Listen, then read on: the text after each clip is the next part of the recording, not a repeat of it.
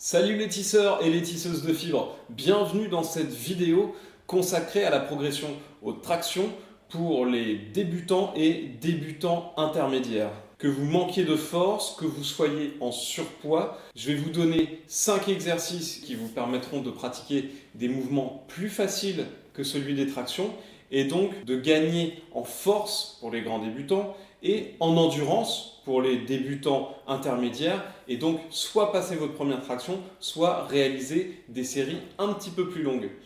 Cette vidéo est probablement la première d'une série d'autres vidéos, lesquelles seront toutes réalisées en collaboration avec Mo de la chaîne Banana Mo.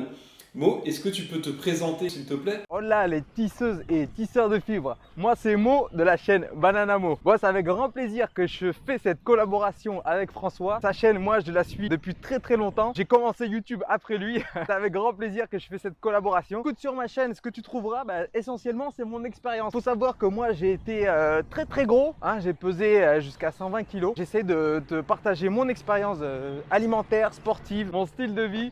Et voilà, donc tu peux trouver tout ça sur ma chaîne. Et sur cette collaboration avec François, moi je vais t'expliquer comment j'ai réussi à m'améliorer au niveau des tractions, à gagner en masse musculaire grâce aux tractions. Donc je te retrouve tout à l'heure sur ma chaîne si le cœur t'en dit. À tout à l'heure et restez libres.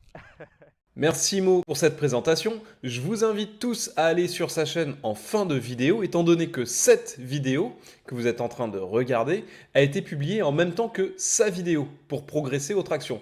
Le premier exercice, c'est le rowing réalisé avec des sangles.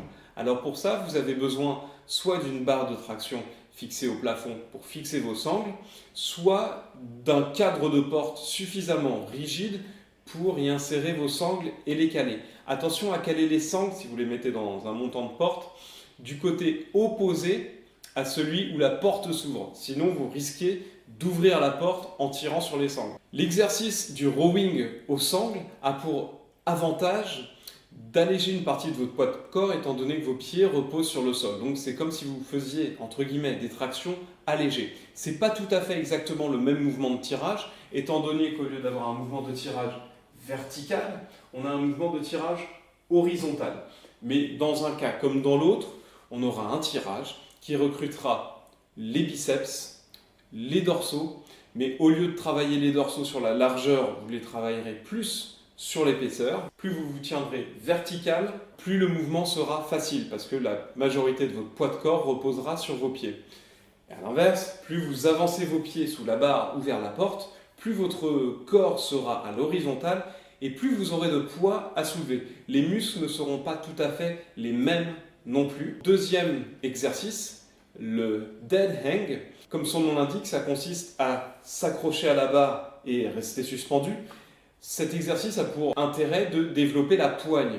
Mais en même temps, si vous manquez de poigne, vous ne pouvez pas faire de traction et donc ça ne sert à rien d'aller plus loin chercher d'autres exercices. Donc essayez le dead hang, faites en sorte de tenir le plus longtemps possible et ensuite, une fois que vous tenez, on va dire 30 à 40 secondes sans problème, vous pourrez laisser cet exercice de côté, vous le travaillerez de toute façon sur les exercices suivants.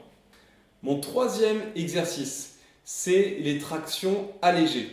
En fait, là, vous allez faire un mouvement de traction normal, standard. La seule différence, c'est que vous garderez vos jambes au sol pour reporter une partie de votre poids de corps sur les jambes. Donc, vous travaillerez exactement les mêmes muscles que sur des tractions classiques, sauf que vos pieds vous en allégeront une certaine partie. Et donc là, c'est pas mal parce que ça vous permettra de semaine en semaine, de mois en mois, de transférer une partie du poids des jambes vers le haut du corps et donc de travailler de plus en plus lourd jusqu'à ce que le travail du bas du corps devienne nul et donc que vous puissiez passer votre première traction totalement. Je vous conseille de faire des séries variables, plutôt courtes pour travailler en force, donc autour de 5 répétitions.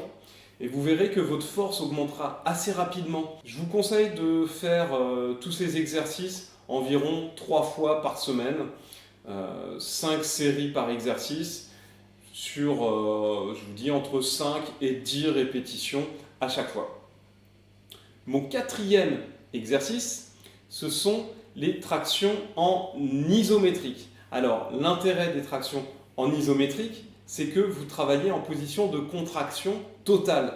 Essayez de rester dans cette position-là le plus longtemps possible, comme vous l'avez fait au début sur le dead hang, en sentant une contraction maximale au niveau de vos dorsaux et de vos biceps, en particulier le biceps brachial.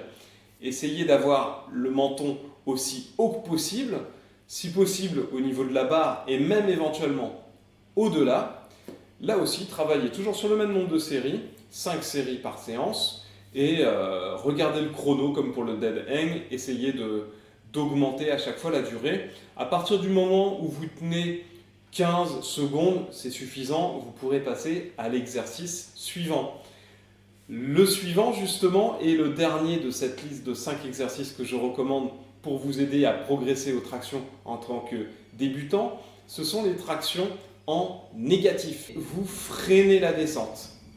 Essayez de faire cette négative 3 fois d'affilée en freinant au maximum la descente jusqu'au niveau de la chaise ou du sol selon la hauteur à laquelle vous avez fixé votre barre. Sur tous ces exercices-là, je vous conseille, comme vous pouvez le voir sur la vidéo, de placer une chaise sous votre barre de traction si vous avez besoin de vous hisser et de vous aider de vos jambes pour atteindre la barre.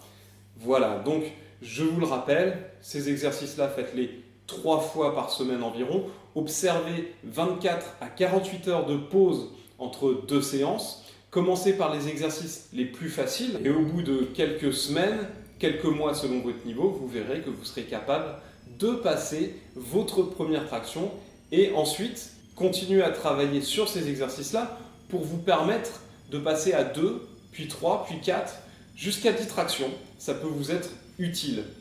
Et j'ai un 6e exercice bonus qui n'a rien à voir avec les tractions.